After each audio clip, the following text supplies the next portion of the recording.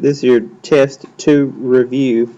The first problem is use transformations to graph the function y equals 2 sine of x. So if we know what y equals sine of x looks like, which a rough sketch is right here. Now you start at the origin, then you go up, have a high point, cross, decrease, cross, have a low point, and then come back up. And that would be one complete period. So if we're looking at these multiple choices here, the 2 in the front, that adjusts the amplitude. That doesn't move the graph up or down, left or right. That just changes the high point and low point. Alright, so if we look here, you can see that B would be your answer because you see cross at 0, 0, your high point's 2, your low point's -2, and one complete period would be starting at 0, ending at 2 pi. Alright, so that one would have to be B. Alright, number 2, y equals sine of x plus 4. So if we know what the sine of x curve looks like, the plus 4 right here, that's going to shift the graph 4 units up. Okay, so this first graph is shifted 4 units up. It does cross at that, and then we go up, have a high point, down. This is where your function would usually cross the x-axis at pi. Down, down, have a low point, and then start back up, and it would touch the axis again at 2 pi.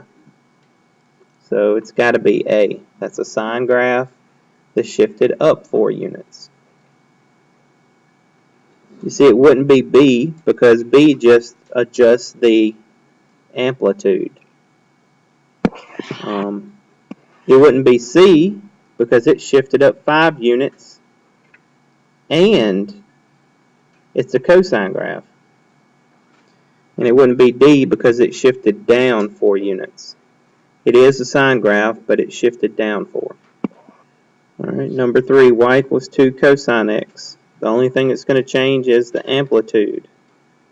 Alright, so if we know what the basic cosine graph looks like, start at a high point, go down and cross, have a low point, come back up and cross, and end at a high point. That's one complete period. So this first graph here, it's not A because that would be 2 sine of x. That's the sine graph. It's not B because it's shifted up 2 units and because it's the sine graph also. We're looking for the cosine graph with an amplitude of 2. It couldn't be C because this graph is shifted up. You see, it's shifted up. It looks like it's the cosine graph just shifted up 3 units. D is the cosine graph. Notice the high point of 2, the low point of -2, and one complete period is 2 pi units long. So it's got to be D. Number 3 has to be D. Alright, y equals cosine of x minus 3. So we need to know what the cosine graph is going to look like, and then minus 3, that's going to shift the graph down 3 units. So that doesn't change the amplitude. The amplitude is still 1. It's just everything is going to be shifted down 3 units. Alright, this first graph is the cosine graph, but it looks like it's shifted up. Alright. This second graph is it is shifted down 3 units, but that's not the cosine graph. That's the sine graph because it's crossing here on the y-axis. So that's x equals 0, it's crossing. That makes the sine graph.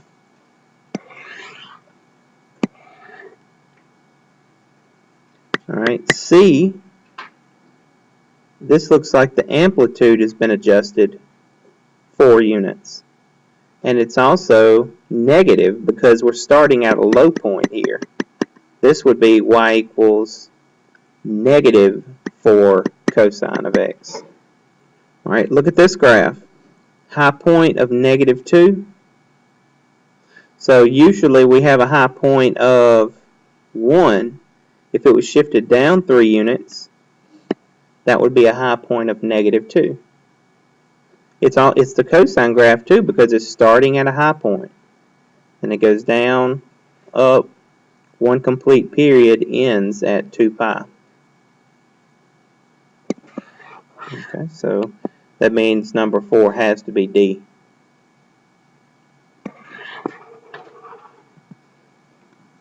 Alright, so now let's look at some of these. Without graphing the function, determine its amplitude or period as requested. Alright, find the amplitude for number 5. Remember, the amplitude is the absolute value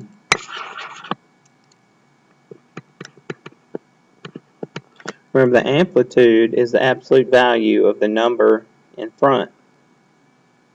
Alright, so that's going to be absolute value of negative 5 or 5. Okay? So that one has to be D.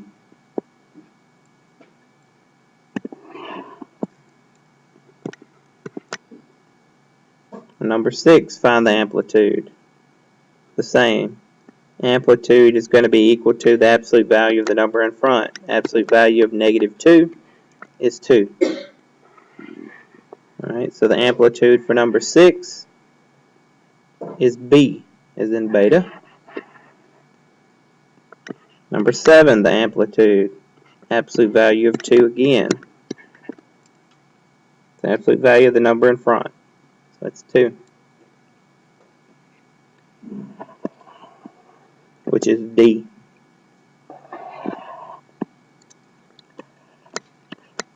Number 8, find the period. So we have y equals cosine of 5x. The period for sine, cosine, secant, and cosecant is 2 pi divided by omega, or 2 pi divided by, omega is what's in front of the x, so 2 pi divided by 5. So it's 2 pi over 5, or 2/5 pi, and that's D. Number 9, find the period of y equals 3 cosine 1/4 x. So the period for sine, cosine, secant, and cosecant is 2 pi divided by omega. So it's going to be 2 pi divided by whatever is in front of the x. So 2 pi divided by 1/4. Flip and multiply, so you're multiplying by 4 over 1. 2 pi times 4, that's 8 pi.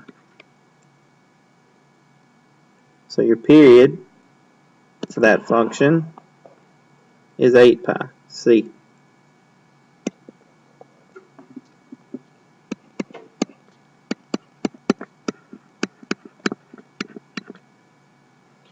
Alright, the next problem, number 10, find the period.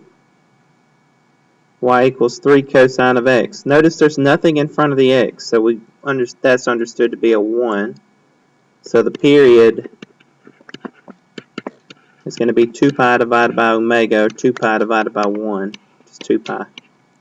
So the period of number 10 is 2 pi, C.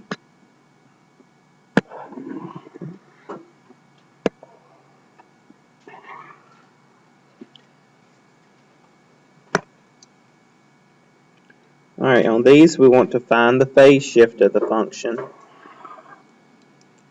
Now remember to find the phase shift if we have something in parentheses with our x, that means we're going to have a phase shift, like if we have plus something or minus something. It has to be in parentheses though.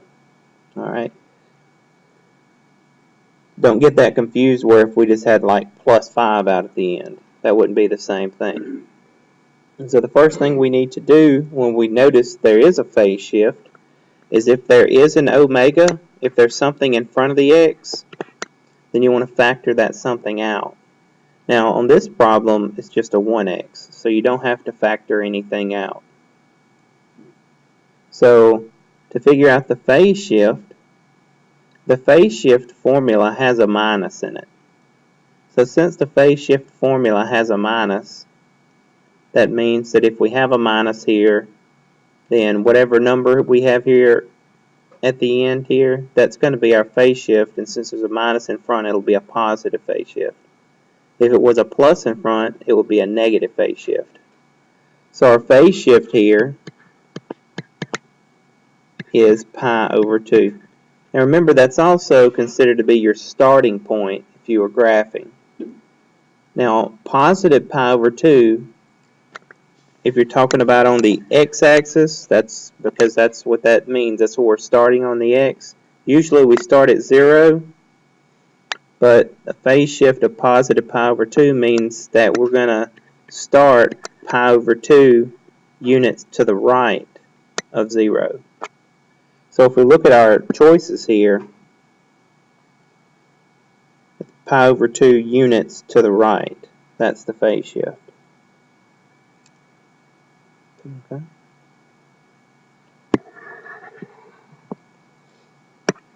Now let's look at number 12. The same directions, find the phase shift. You can see there's an omega there. There's a number in front of the x. So that's going to change things up just a little bit, because we have to factor that omega out to begin with.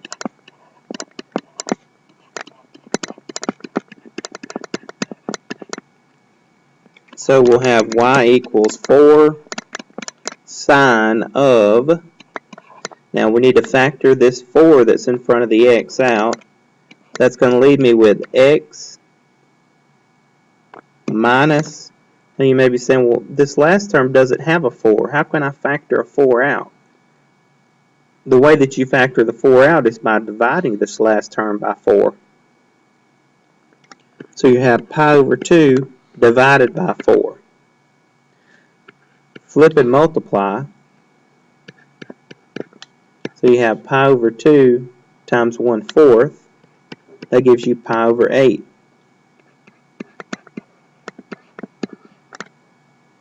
So now we've rewritten the function so that I can figure out the phase shift.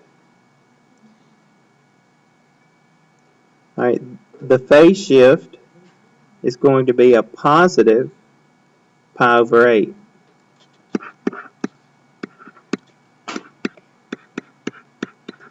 So that means that we will shift the graph pi over 8 units to the right. So the answer on number 12, what's the phase shift? It's going to be pi over 8 units to the right. Alright, on number 13, graph y equals negative cotangent of x. We need to know what the graph y equals cotangent of x would look like. So recall that cotangent is going to be undefined at 0. So you have a vertical asymptote at 0. Also recall that the period for tangent and cotangent is pi divided by omega. So that means it's pi divided by, on this problem, pi divided by 1. So it means the graph is going to repeat every pi. We can use that fact if we know that we're going to have a vertical asymptote at 0 and the period is 1 pi, then we're going to have a vertical asymptote again at 1 pi. You say 0 plus 1 pi. Then you're going to have another vertical asymptote if you add pi to that again at 2 pi. You're going to have another vertical asymptote if you add pi to that again at 3 pi. Okay, and so you know those are places where we will have vertical asymptotes. Just by remembering that we have one at 0 here. That means we could write like a dotted line. That's our vertical asymptote. We'll have another at pi. We're using the period to get that. another at 2 pi, another at 3 pi, so on and so forth. Okay. You can also speed things up a little bit graphing this. Once you have the places where you have vertical asymptotes, then the points that are exactly between any two vertical asymptotes, the point that's exactly between those 2 points, will be a place where your graph crosses. So the point between 0 and pi, you say 0 plus pi divided by 2, that's pi over 2. So we know that we will cross there. Now once you know one place, you can either use the period to get other places, or you can just add any 2 places where you have vertical asymptotes and divide by 2, and you'll get another place. Any 2 consecutive places we have vertical asymptotes. Okay. Now also remember, if it was just the cotangent graph, it'd be up and to the left and down and to the right, but we have a negative in front on number 13. This is y equals a negative cotangent. So instead of up and to the left and down and to the right, you have to flip the graph. So that makes all of your graphs go up and to the right and down and to the left, just like the tangent graph would.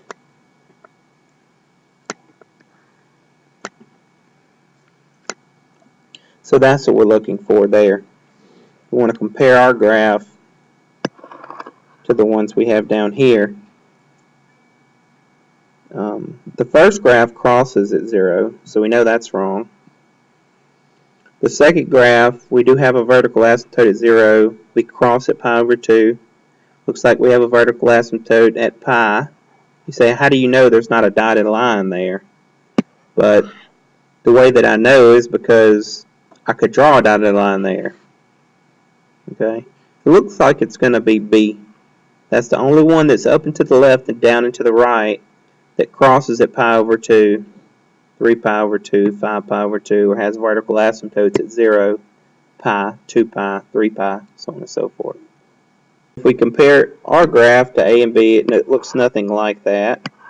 Compare our graph to C, close, but it looks like this is crossing at 0. Okay. Compare our graph to D, and that's our graph. Okay. You can see we have a vertical asymptote at 0. We cross at pi over 2. We cross at 3 pi over 2. We cross at 5 pi over 2, so on and so forth. Alright, now let's look at y equals 3 tangent 2x. Now, the 2x part, that's going to change the period. The period for tangent and cotangent is pi divided by omega. So pi divided by 2. That means the graph is going to repeat every pi over 2. So if we can figure out one place this graph crosses, we can use the period to find other places where the graph crosses.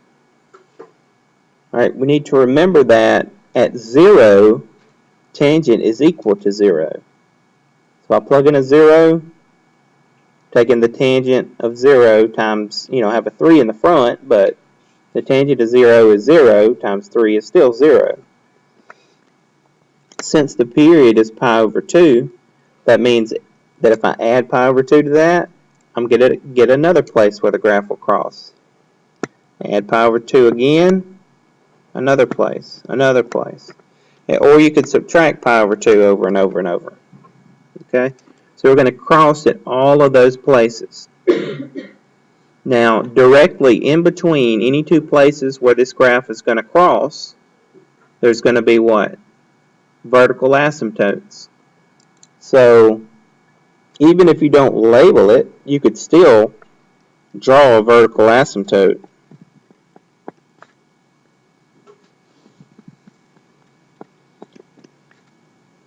Okay?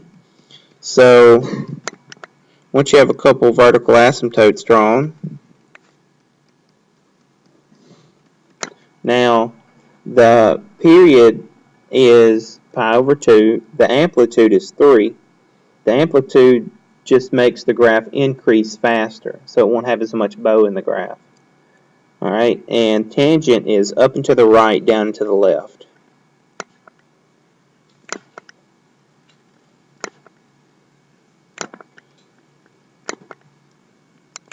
Alright, so let's compare this graph that we just come up with our choices.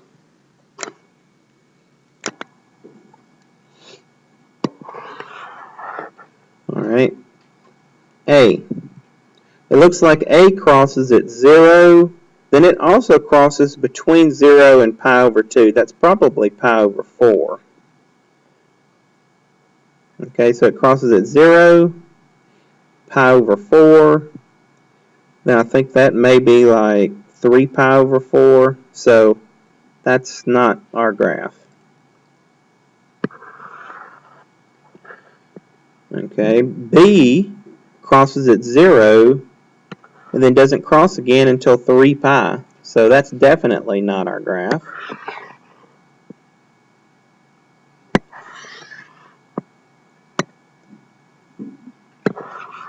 C crosses at 0 and then crosses at 2 pi. So that's not our graph. Don't get worried though. Let's look here at D. D crosses at 0, crosses at pi over 2, crosses at pi, 3 pi over 2, just like our graph. Okay, so the answer has to be D. Number 15, we want to graph y equals secant of x minus pi over 3. Alright, so notice that you're graphing secant. To graph secant, we need to first write down the cosine and graph that. So we want to graph first y equals cosine of x minus pi over 3. Now there's no omega in front of the x. There's no number in front of the x. So I want to now figure out the phase shift. Remember, the phase shift is my starting point.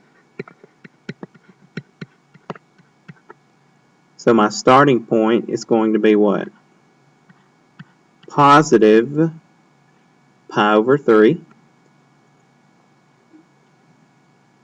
That's my starting point of my graph. My ending point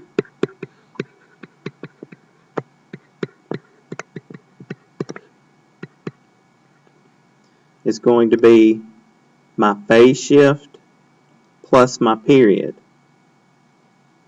So my phase shift is pi over 3 plus, since there was not a number in front of the x, we just think about it like it was 1x. So my period is 2 pi divided by omega, or 2 pi divided by 1, which is 2 pi. So my period was 2 pi. So that means my ending point is going to be my starting point plus 2 pi. The starting point was pi over 3 plus the period. Get a common denominator. That's going to be pi over 3 plus 6 pi over 3. So that's going to be 7 pi over 3. So my graph will end at 7 pi over 3.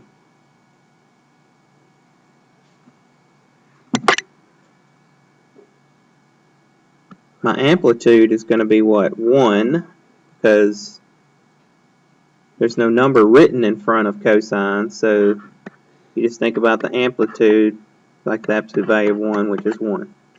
Alright, so that means I can draw one complete period of this graph between pi over 3 and 7 pi over 3. So now I want to come up with my 4 subintervals so that I can figure out my significant points to help me graph this.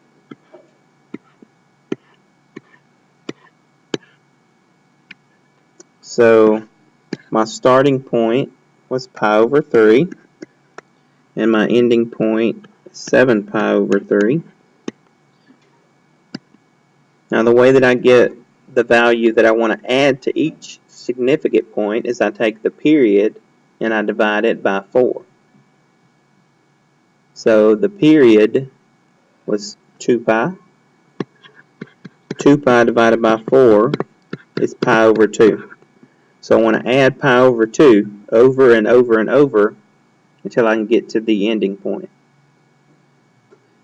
Alright, so pi over 3 plus pi over 2, let's think about that like 1/3 plus 1/2.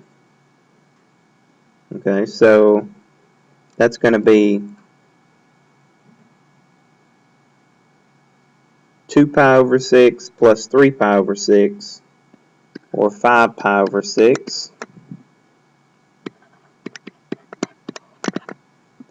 Alright, add pi over 2 to that, so I'm adding 3 pi over 6 again. Then that would be 8 pi over 6, or 4 pi over 3.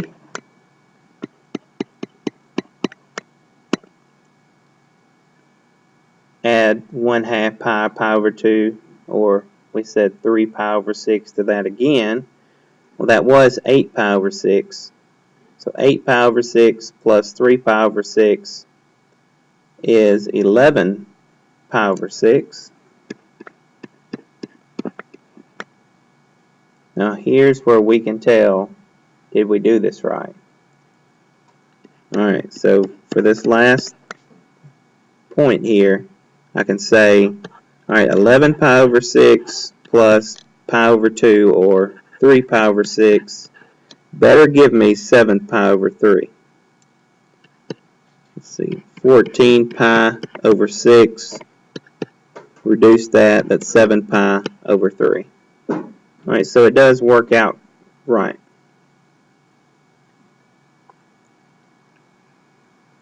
Alright, so from this I get my significant values.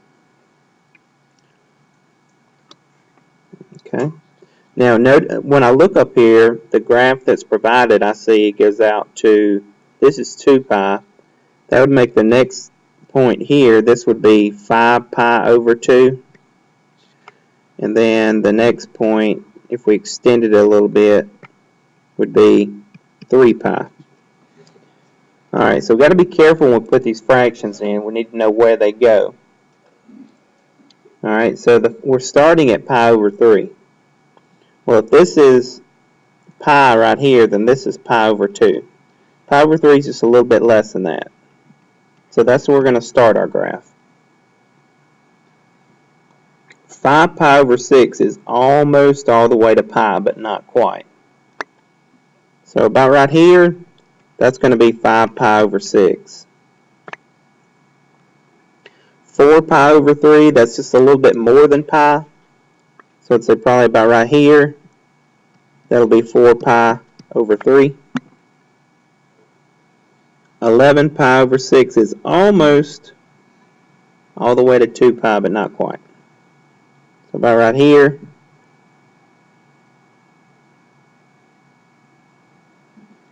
And this may not be exactly to scale, but it'll be close. About right here, that's going to be 11 pi over 6. 7 pi over 3, that's 2 1/3 pi. So it's a little bit bigger than 2 pi. So it's probably about right here. And of course all this, you know, is just estimated. So, you know, my graph may not look exactly like the one that I choose, but it'll be pretty close. Alright, so I am supposed to graph the cosine graph with an amplitude of 1. Cosine starts at a high point, then crosses and has a low point. The low point needs to be -1. I put my point down too far. Then we'll cross, then we will end at a high point. So a real rough sketch would look like this. And the way that we get secant from this, let me do that one more time. is everywhere that we cross, we put a vertical asymptote. At every low point, we draw a U-shaped graph opening downward. And every high point, you draw a U-shaped graph opening upward. Okay, and that would be the graph y equals secant, just the blue graph that I have up here. So let's compare that to what we have for our choices. Alright, so the blue part of the graph looks nothing like A. Not only is this not secant, it's not even, I don't know, it might would be, let's see, no, it's not even cosine. That just looks like a negative sine of x graph. Look at B. B looks kind of close to what we have, but let's check the other choices. C looks kind of close to what we have, and then D is red triangle. My graph wasn't a red triangle, sorry. Alright, so let's look at our graph and see if we can figure out which one is it. Is it B or C? Well, notice that C has a high point or U-shaped graph opening downward close to 2 pi. Our U-shaped graph opening downward isn't really close to 2 pi. It's further over to the left. So it's got to be C. Ours has got to be C. The reason I changed one of the choices is because it looked too close to the other answer. It looked too close to the actual answer. So I just changed it to red triangle.